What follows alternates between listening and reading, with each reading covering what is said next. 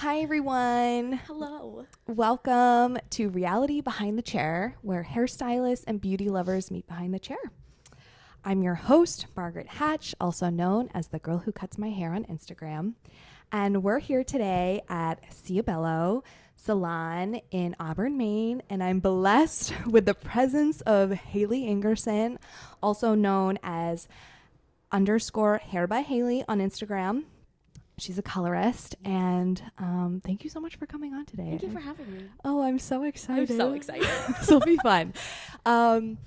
So Hailee and I were just yapping before today, just chatting about, we've known each other. We were trying to figure out how long we've known each other and how long we worked together, because COVID really just like throws in a wrench of like It does. time. Yeah. And like, it's hard to like recollect like Right. how long we've known each other. So we worked together for 3 years. I think it's 3 years. Roughly 3. Yeah. And yeah, I loved working beside you. I did too. It was we had such a good We had time. such a great time. Such a great time. And yeah, so like I said, we were yapping before this. So we should have also crossed paths so many times in our lifetime. We should have. I feel like we've always kind of known of each other, but like not really. Right. And Yeah. we kind of like missed. Yeah. We missed the crossing of like if it could have happened sooner before working together. So do you mind kind of talking a little bit about like your career thus far? Just like different. Did you know that you always wanted to be a hairdresser? I feel like I've had this like vivid memory of like I probably like 4th or 5th grade of like getting my hair cut at like a Supercuts. Yeah. And this one stylist was wearing like high heels, and I was like, I want to be a hairstylist because I want to wear high heels to work. And I don't know why that just like put me on the path. I was like, I'm gonna be a hairstylist. Yeah. And I've never worn heels a day in my life behind the chair. Girl, I was looking at a picture. I used to wear heels. Really? Not like stiletto, but No. like, Oh, these were stilettos. oh, I she was like, that. Good for you. I don't know why I wore that early on in my career. I'm sneakers and like Birkenstocks at this point. Literally. I can't do that. Oh my God. So you were, how old were you? 5th grade? 4th or 5th grade, probably. Oh yeah. my God. And I remember like in 6th grade, you like fill out like a whole thing, and it's like, when I'm older, I want to be this. And it's like, I'm going to be a cosmetologist. That's what it says on all my stuff. Not even hairstylist, just cosmetologist. She wanted to do it all. Yeah, You wanted to be that. I did. Oh my God. Wait, how cute. I know. And look at you today. I know. I think you manifested that for I did. yourself. You always knew Yeah. deep down inside. Okay. So then how did you land in the industry? Like when did you pivot from one to the other, or like? Yeah. In high school, I did what everyone kind of does, and your teachers always talk you out of doing a trade. You're not going to make any money. Go to college. So I did. Yeah. Went to college to be a teacher. Very quickly learned I'm not a teacher. Same, girl. Yeah. This is where we should have crossed paths. We went to the same college. We Yeah. missed each other by a semester. Yeah. Basically. And yeah. Oh, That was my not God. for me. No, same. But I finished my 2 years there, and then probably like halfway through my 2nd year, I was like, I don't want to be here anymore. Yeah. And then started looking up hair schools, applied, got in, and I was like, all right, cool. Yeah. We're starting in July. So you And wrapped the up your semester ends in what? June? May? She goes, yeah, I already see my future like coming alive here. And I feel a lot better about this decision going to cosmetology school than Exactly. wrapping up my It felt college. so comfortable, which was nice. It just felt like I was supposed to be there. Yeah. I had this like when I think I had just started going to spa tech. I remember going back to my high school and talking with the guidance counselors. They would have like senior panels, and I was like, no, I'm going to be the advocate for hair because I didn't know it was an option. Right. I had no flyer, no pamphlet for like being an 17, like not knowing what I wanted to do with my life. And I did the same thing as you. Like I applied to college like everybody else. Right. And then spent how much money? Yeah. And I remember like filling out my college applications like the week before they were due. Yeah. Like the Common app or whatever. I was Yes. like, oh, I should probably fill this out. Same. And I'm like sitting in class, like texting my mom, like, hey, I need this information. Yeah. And she's like, what are you doing? You're like, well, they told me I need to apply to college. Right. Yeah. No, I seriously, true advocate for the trades. If this is something that you know that you want to do, you should lean into it. Sure. Lean into that intuition. All my like high school clients, my younger clients, I'm like, if you don't want to college, I know. don't go to college. I know. Find something that you want to do. Mm-hmm.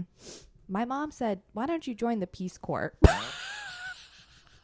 Which, thank you, Mom. She just didn't know what to recommend. And I also didn't know what I wanted to do. So, Options. There's options. I mean, it would have been a cool experience, but It would have. the motivation to actually apply to do that, I don't think that was there either. So. And okay, so you go to hair school and then we worked at a salon together. So you get hired there. That was pre-COVID, after COVID? That was after COVID. After COVID. So I graduated the last week of January 2021, and then I started as a colorist the first week of February.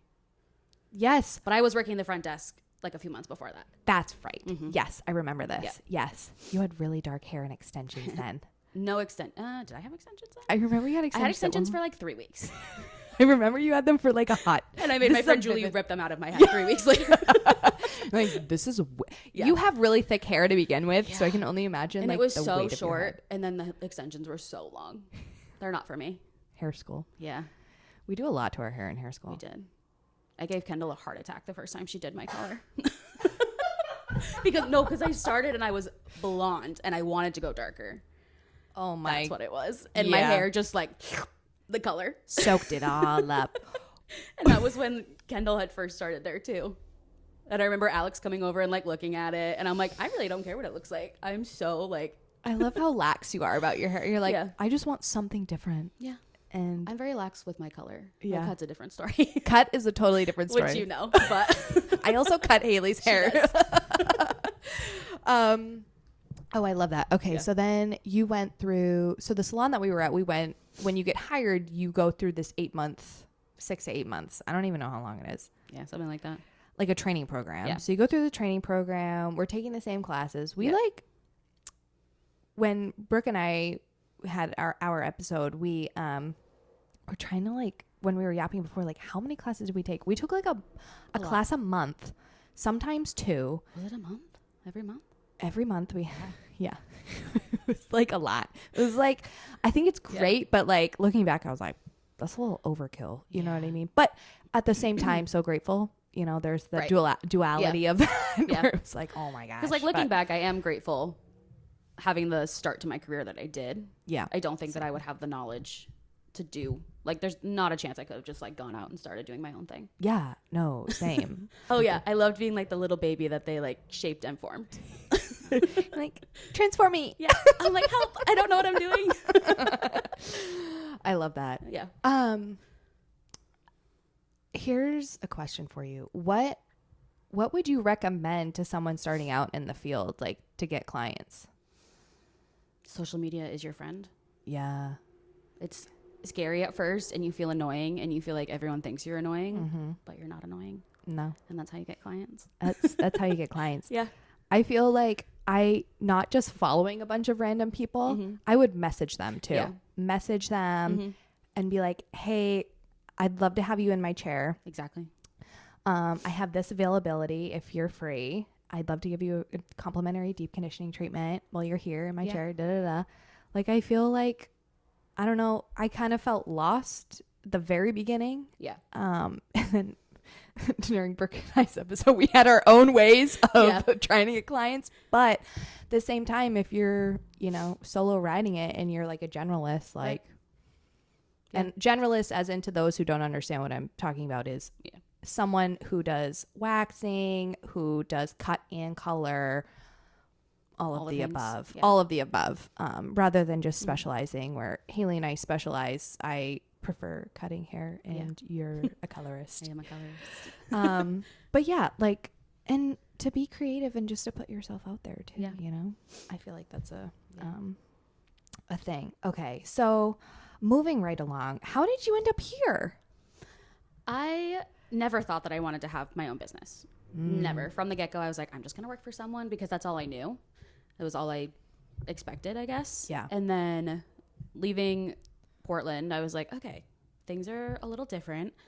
I was at a different salon for a little bit, kind of got my toes in the water there. And then it almost felt like I was running my own business behind the chair without having my own business. Totally. And then an opportunity came up here and I was like, all my friends did it. It doesn't seem that scary. And here I am.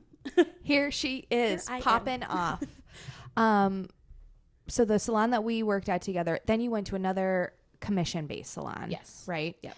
And was that totally like different? Was it more lax? Was there a ton of structure? Definitely more laxed versus like a very structured, this is how you're going to do things. This is how you progress throughout your career. It was very much just, you come to work, you do your clients, you get paid, you go home.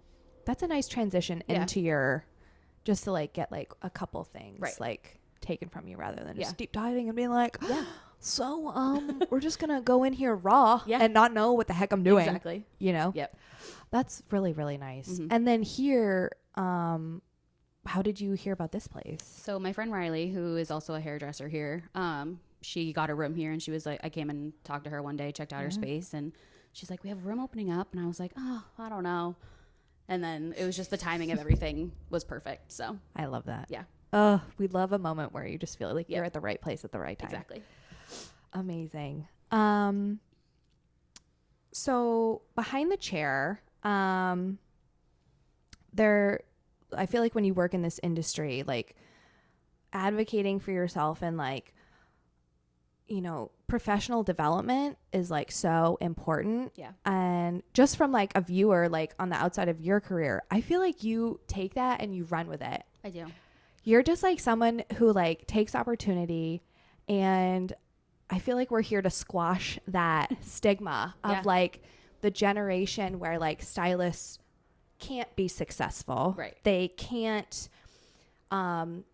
make it like an actual career, or like you kind of stay plateaued at this area. And I feel like professional development like just gives you more value of like who you are as a stylist, and also like growth personally. Like I feel like anytime I take a class, like I just grow in some form. Yeah. Absolutely. But also I feel like you have also taken this side of things where it's like this career can take you places, like travel. And you've traveled all around the country, basically, to different classes. Yeah. Can you talk to us a little bit about, I guess, the inspiration of how, like, why you wanted to do that? And then also, like, and I'll say this to like people who can understand what we're talking about here. Like there's a lot of local classes, but some of the bigger names and stylists, like you kind of have to travel for. Right. But also that brings opportunity to see the world and around, beautiful places. Yeah. Can you talk to us about your experience and like who you've taken classes with and all of the above? Yeah. I have a newfound love for traveling. So it's nice when I can also incorporate work into that a little bit. I went to Texas a couple years ago. I went to Dallas and took a class with a few like famous hairdressers, if you will. They're pretty famous. They are. It feels weird saying famous, but like, Bragg and Beauty, the Blonde Chronicles, Color by Carlos, who are amazing people. They taught a beyond the chair class. So it wasn't a color class. It wasn't a cutting class. It was like, how do you grow your business, your marketing, your platform behind the chair? And I felt after being there, it was like, okay, like bringing it back to social media, it doesn't feel so scary anymore. Yeah. It feels like, okay, this is something that you have to do. And it's like, it is kind of like another job if you really want to get into it. Totally. But I feel like I've had so many good outcomes of it that it was great.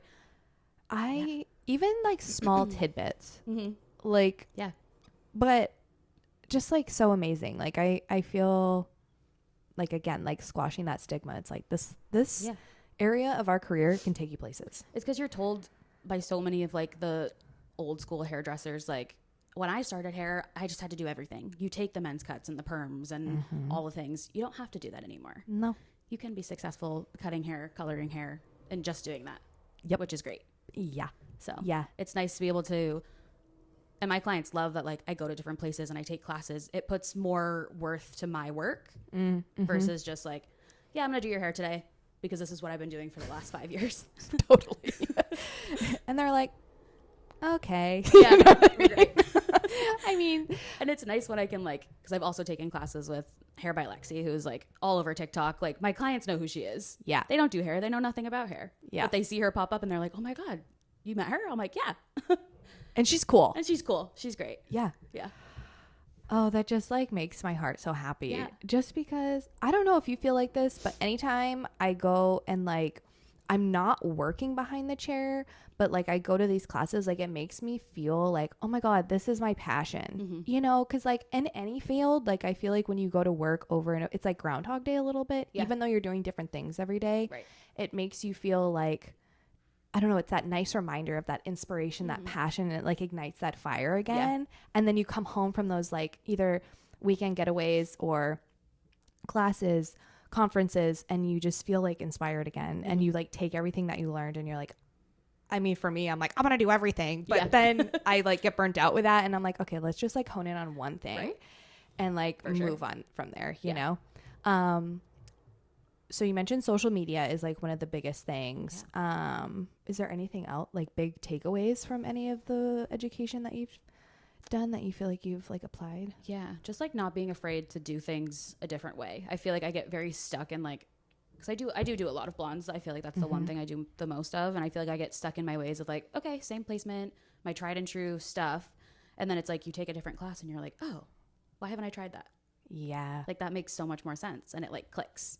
And kind of like taking a term from a girl we used to work with, like that light bulb moment. Yeah. Where it's like, okay, yeah. It's like sense. a faster way. It's an easier way. It's something, I'm a very visual person. So seeing someone do something, I'm like, oh, I like that.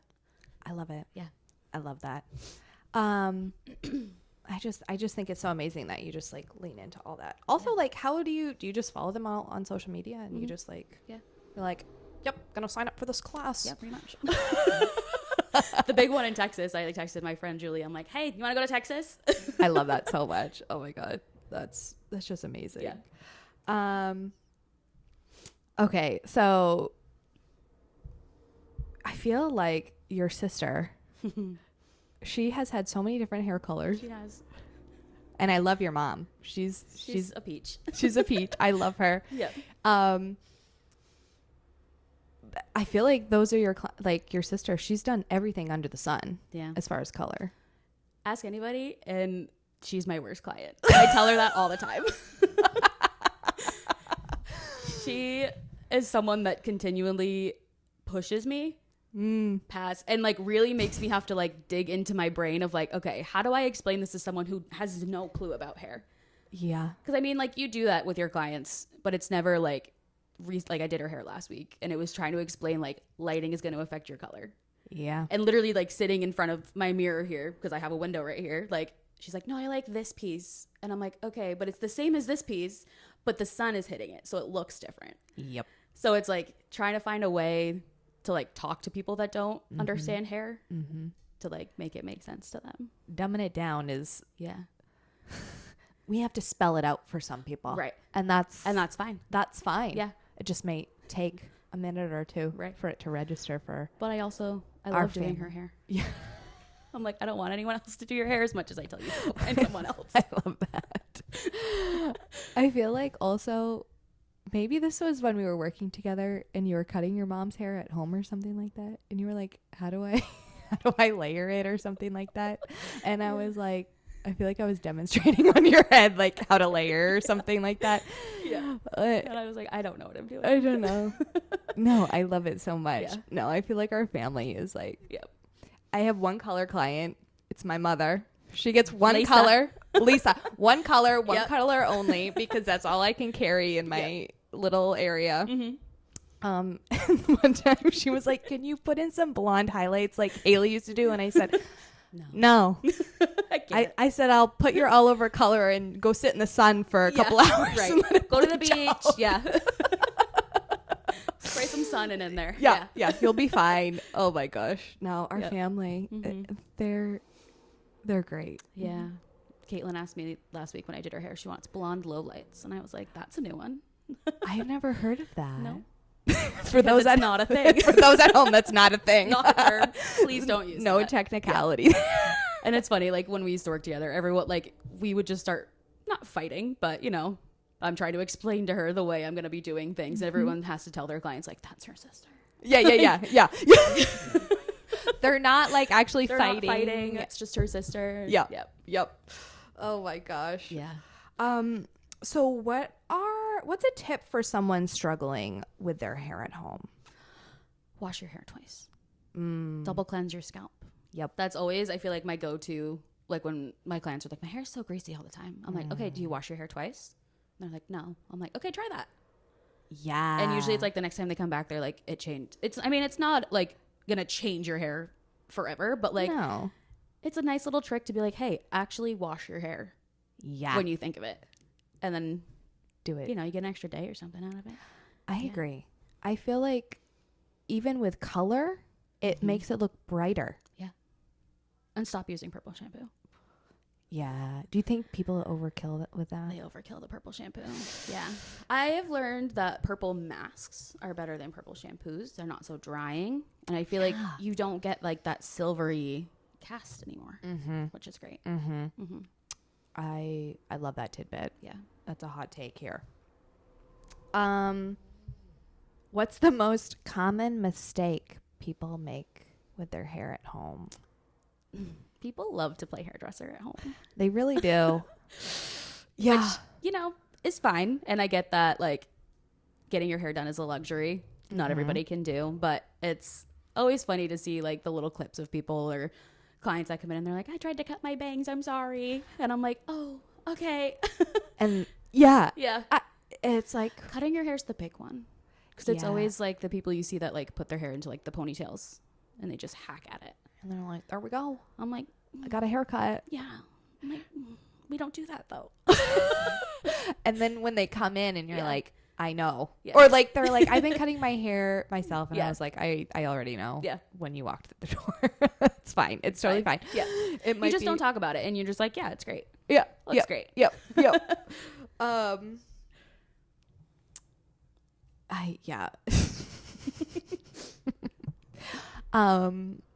Kind of coming out of that, what's your favorite hair trend right now? I love a lived-in blonde.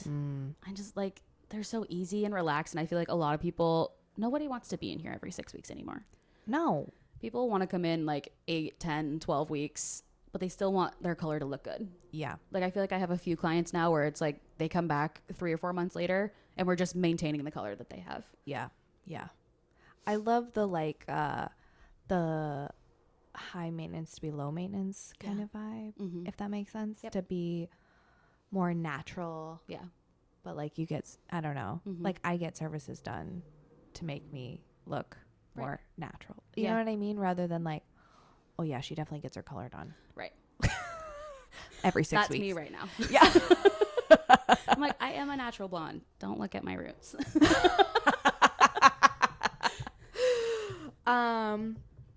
What is a tool that you swear by? My Bio-Ionic curling irons.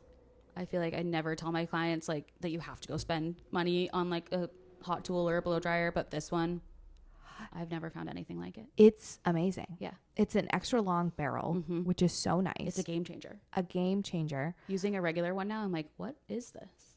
Yeah. It's too short. It's too way short. too short. Yeah. Especially for like longer hair. And I feel like it doesn't hold the curl as well. Right.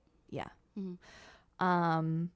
Yeah. So go buy that. Bio-Ionic curling iron. You can get them on Amazon. You can get them on Amazon. Yeah. Yeah. It's pretty accessible. What is the most overrated product? The Revlon blow dryer brushes. Yeah. I feel like people, they're not marketed correctly, and people are using them like as blow dryers. Yeah. Yeah. And that's why your like hair feels like crap. Yeah. I'm not gonna lie. I do recommend people getting that because it's almost like a segue. It's low budget to like get yourself into like a blow, like a nice like round brush. Like if people want the blowout look. Right. But the thing that I always have to say, I'm like, you have to use heat protectant on your hair. Heat protectant and use it on like basically dry hair. Yeah. To like refresh Yeah. your quote unquote blowout. Right. That you've already blow dried your hair. Rather than like soaking wet hair. Yeah. Agreed. But yeah, I do think the marketing is a little false for that. I'm like, it's not a blow dryer. Please stop. Yeah. What's on your playlist while you're working lately? Right now it's Sabrina Carpenter and her new album. Love her. I just love her. I love her. And it's usually like a mix of like Taylor Swift, country music. Mm-hmm. It's all different vibes in here all the time. Do you think Sabrina Carpenter, do you think it's extensions or a wig? Full wig? I think it's a wig. I think it's a wig too. Yeah. Yeah, those curls don't say that. I think it was her hair for like the first few shows.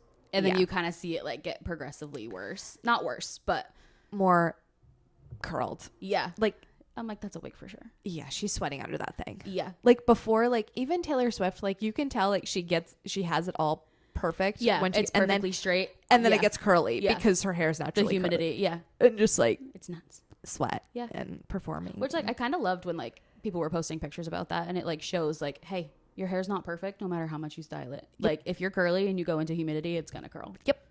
Sorry, hate to break it to you. Yeah. That's just what happens. We're not magicians. No, and no product will cure that. No. It just happens. Mm-hmm. We'll get a little vulnerable here. So what's one thing you want to leave the industry or your clients with?